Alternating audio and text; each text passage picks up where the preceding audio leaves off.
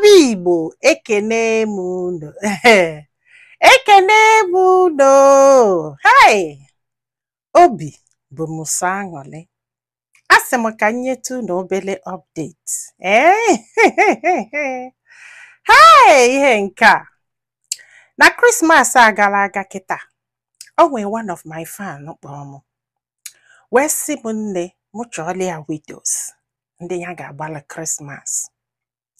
Wee chọta ndị nchọtara onwe ndị mkpọgasị yọta na ya o wee gbala fancha niile Christmas onye si fa 2020k fancha niile. Asị m ka unu kenelu m ya. Unu echete that lady nwaanyị onye lezi si ya na ọ ga-akwụghachi ụgwọ ihe niile ya nyelie. Ma ọ bụ na o kwere ka fagoba aka mebe supe. That lady, o nwere one of my fan, nearly 100k or 100k nwaka 200k. In fact, asị m ka unu kenelu m ya. Chineke, this post ka m na-ekwu maka ya. Chai, waka. Unu echetelu that very lady na-anụ onye kpọrọ onwe onye celebrity. Nọ n'iru akwụkwọ anyị a wee na-ezuzu yeli nke si na nkịta bie ka nwunye mma. Nna ọ nwere one of my fan kpọrọ ya no. Wee jụbụ ya jụsị anya ya na ya kwụsie. This guy wee sị ya a ga-enye 200k ya na nwunye. Nchekwa na-egwurekwu. The girl emesịa kpọọ m nzukọ m akwụkwọ. Receipt ego fa send ya ya. Biko kunu kenelu na mfe o. Agbara m ebe m ga-ebido. I'm talking about this very post now.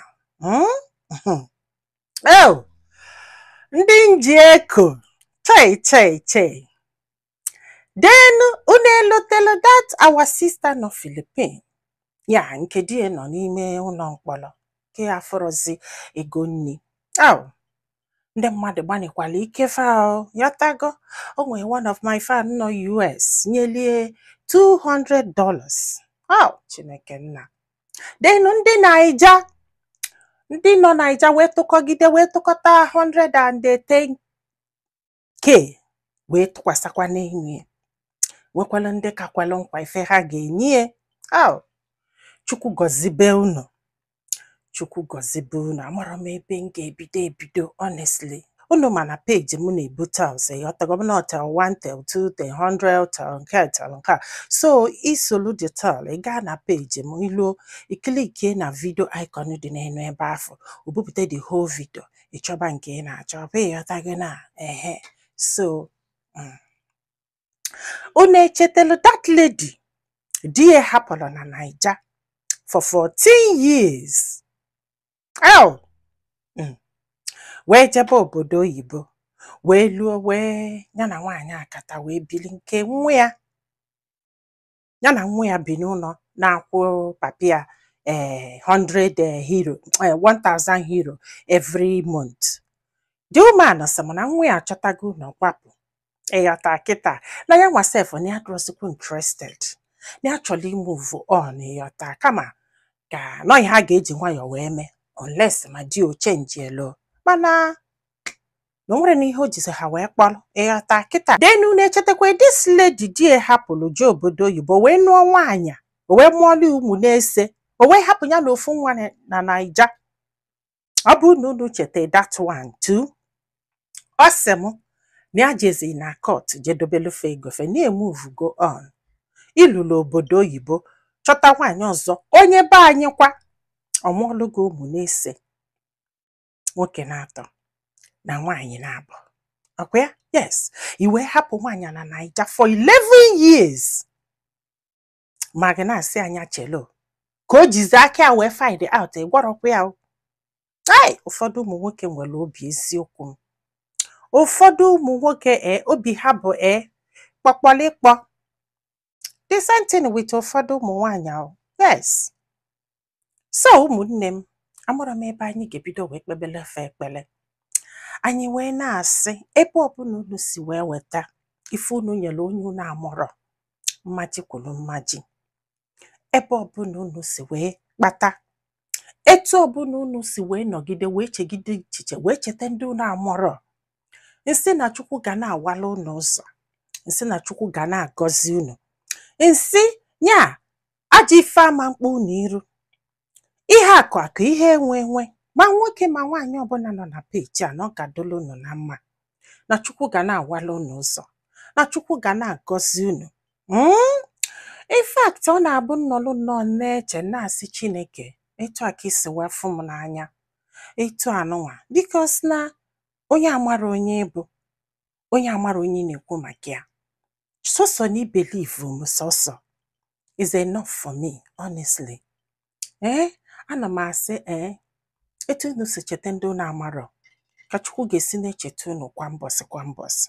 Ajọ ife ama mkpu n'iro, mmadụ ama nna ndụ unu n'ike, mba, unu ga-ebi ezigbo ndụ, maka na ọ bụrụ ọzọ ogologo ndụ ka a na-ekwu maka ya, nọ ezigbo ndụ. Ọ bụrụ na inube nwaanyị, Chukwu ga-enye gị ezigbo nwaanyị. Ọ bụrụ na inube di, Chukwu ga-enye gị ezigbo di. Ya, ọ ga-enye gị nwoke ga-edozi gị obi, ga-afụ gị n'anya, ga-abụ oge ese gị ibongi, nya osisi gị ibongi na-echeta, unu achịkwa na ọcha, I'm not laughing. Ọ ga-enye gị nwoke ga-afụ gị n'anya, ọ ga-enye gị nwoke ga-emetụ gị obi.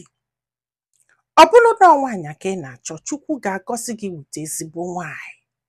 I'm telling you, ọ ga-enye gị nwaanyị ga-eme gị nya ịma nwee nsogbu, ọ ga-enye gị udozi akụ, ọ ga-enye gị ọkpata akụ, ọ ga-enye gị icheta amụlịa. Honestly, ọ bụrụ na ịnụgo anụ ka Chukwu na-agọzi gị, ka ọ na-agọzi nwunye gị, ka ọ na-agọzi akara aka gị, ka ọ na-agọzi ife ọbụla ị na-eme. O nwere ndị ga-abụ ha kpọọ m, they just thank me, na-asị kedu ife mme, fasị m that I am working hard. That encouragement alone is a lot to me. Famarokora, honestly, because no do reason both for the neketa anya ọdụm ka ọmụ kwụsị. Ka ga-alije kwube mọ, ya tago, mana ihe anyị bịala tata bụ ekpele, biko, just a short prayer for everybody, including yourself. Maka na gị nwa nụrụ ife nkwulu, Chukwu ga-agọzikwe gị. Gị nwa gelu post a, Chukwu ga-awakwala gị ụzọ. N'afa Chukwu okike abịa, n'afa Jesus Christ bụ onye nwe anyị. Amen. Ndị be anyị, daalụnụ, ka ọ dị n'ụbọchị ọzọ.